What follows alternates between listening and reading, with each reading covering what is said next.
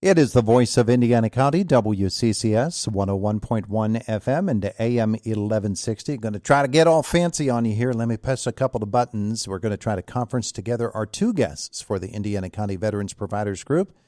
That should be one, and that should be other. Let's find out if we have both of the ladies with us. Elizabeth, are you there? I am. And Sandra, are you there? Sandra? Uh-oh, we're losing Sandra. Darn, I hate when that happens. All right, we'll try to reconnect with her. Our conversation brought to you by Marcus & Mack, voted Best Personal Injury Law Firm in the Best of Indiana County contest. Marcus & Mack, a law firm representing injured people. We're talking about women's veterans' health, as a matter of fact, with representatives from Adagio Health, Elizabeth Heft, who is the Vice President of Operations, and Sandra Soloski, who is the Strategic Initiatives Coordinator. And we're going to try to get Sandra back on the line. But Elizabeth, let's talk about this. Your group actually commissioned a study, the Women's Veterans Needs Assessment, last year, and probably got your eyes open a little bit, huh? Absolutely. We worked with the RAND Corporation to do a needs assessment of women veterans in Pennsylvania, and it was definitely eye-opening for sure. What were some of the more surprising findings for you? So one of the things that was surprising was that women veterans in Western Pennsylvania are pretty lonely, it seems, between sort of lack of social connection and some mental and behavioral health issues. Those kind of exacerbate, and these women veterans are just feeling really disconnected to their communities, which the pandemic, of course, exacerbated. Yeah, one would think that that would be the case. Is it disproportionate to the feelings that men have? It is. In fact, pretty much all of the findings that came out of this study were higher than their needs, and the ratios of women veterans that are experiencing them are higher than male veterans as well as civilian women. For example, the rate of suicide or even suicidal ideation among women veterans is double the rate of civilian women.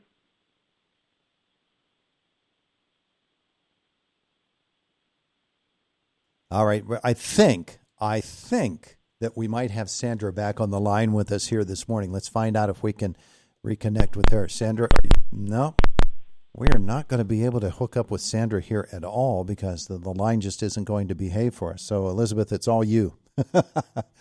All right. I'll take it from here. All right. Well, we'll have to apologize to Sandra because we don't know what's going on with that. But the suicide numbers, obviously, that's very distressing, isn't it? Absolutely. In fact, in some studies, women veterans experienced suicidal ideation at 50% across their lifetime. So it's really an epidemic.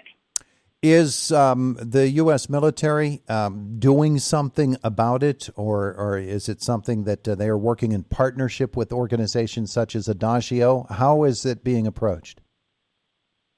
So the Veterans Administration has definitely been working toward providing better services for women veterans. And, every day we hear that there are additional sort of improvements and initiatives that they're putting into place, which is fantastic. But, the reason that Adagio Health initially got into this work is because we heard directly from the VA and folks that worked at the VA that they weren't able to meet the needs of women veterans the way that they wanted to, or were, really meeting the demand. And so Adagio Health would be able to sort of step in to fill that gap. Well, what are some of the steps that you are able to take then? So there were a number of findings that came out of the report in terms of recommendations, both for Adagio Health and kind of across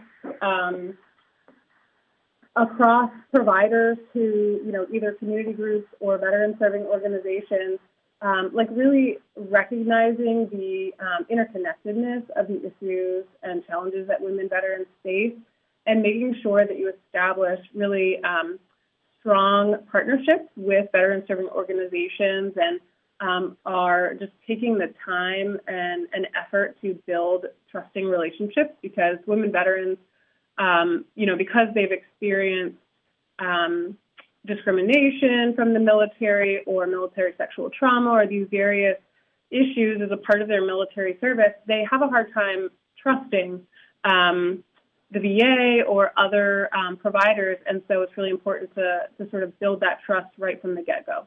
And obviously with many of the issues that women veterans have to deal with, the active military will also have to have some extra considerations. I'm sure that you're able to inform VA of some of the issues that you're dealing with, and that they can then translate that into services for active military. Yes? Hi, Tony. It's Sandy. I'm here with Liz. I thought I would answer that we certainly hope the VA will use this research and that gets factored into their planning. They're already making good moves toward serving women more effectively. So we hope this helps. Well, Sandra, I'm glad you're able to come across the hallway there. That's terrific. Yeah, that's what I did. Walked across the hallway.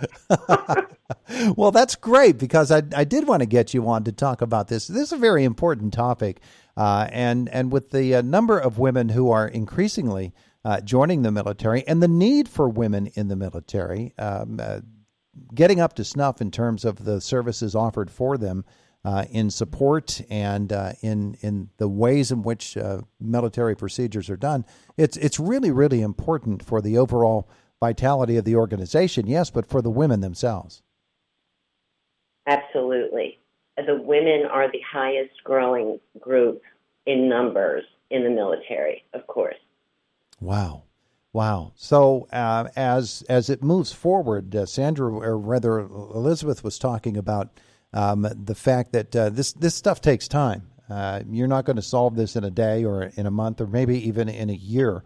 Are there long-term goals and short-term goals, or you just work on the goals themselves and let them work their own timing out?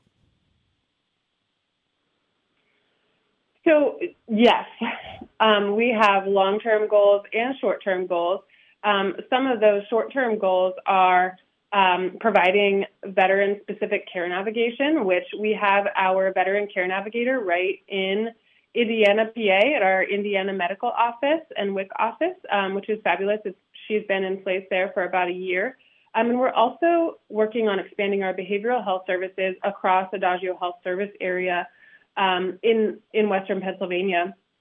And training our staff, both, medical staff, our care navigators, all the folks on the front line, making sure that they're competent in veteran and military culture and specific needs, whether that's healthcare need or other sort of social determinants of health needs, like whether they're food insecure or need help with transportation or things like that. And then long term, of course, we are just continuing to work toward furthering those partnerships, as we talked about, and evaluating some other opportunities that were brought to light through the study. For example, one of the things that came out of the study was that infertility services at the VA are extremely difficult to access. There is a whole list of eligibility criteria that you have to meet, and Adagio Health, as a family planning and reproductive health care provider, may be able to look at some ways that we can expand our care to meet those needs for women veterans. So a woman listening this morning who says, I'm exactly the person that they're speaking about, and my issues certainly aren't resolved just yet. What should she be thinking this morning? Who should she be calling, or what are the resources available to her? Well, so if she's in Indiana County, she can certainly contact our medical office and schedule an appointment. a general appointment. And when she tells the practitioners what she needs, they'll certainly help connect her or provide the service that she needs. So I don't have a 1-800 number on me. We're also a part of the Indiana County Veterans Providers Group, and there are a number of organizations that are represented throughout Indiana County, and I know that you have those on this program, regularly, and so those are fabulous resources to connect with as well, and any of those can connect a woman veteran in need with Adagio Health too. Elizabeth Heft, Sandra Soloski, thanks so much for visiting with us this morning. I appreciate it. Absolutely. I just want to say one more thing, which is that if anyone is interested in learning more or in reading the report, you can go to adagiohealth.org/women veterans. And we have an event to celebrate the findings on March 30th. If any veterans would be interested in attending, you can go to adagiohealth.org/invisible no more. Beautiful. I appreciate it so very, very much. Have a wonderful day today.